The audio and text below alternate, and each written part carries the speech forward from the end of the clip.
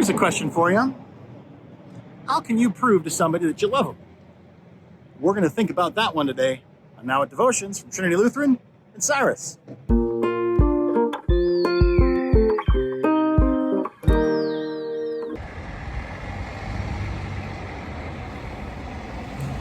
So I am obviously over at the Common Cup here, for those of you who live in the area.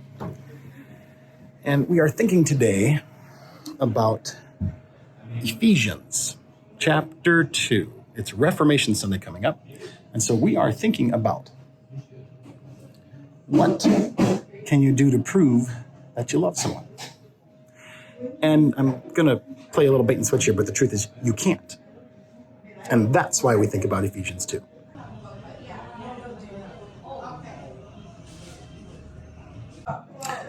So a good way to think about this would be to consider when your kids or a young person you know tries to prove how good they are to you.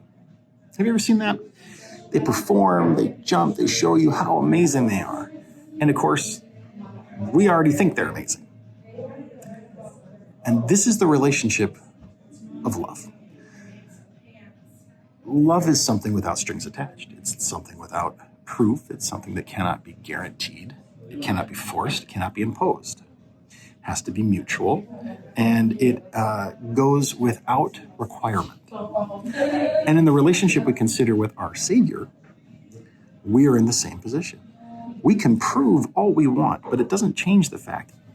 And more so, if our proving did change the love of another person, then you have to ask the question, was it love?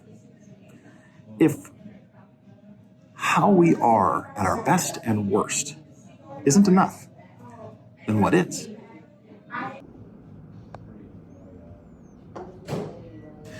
In Ephesians, Paul points out to us, it is by grace. It's all a gift. And we can trust that, and we can believe that, and we can follow that.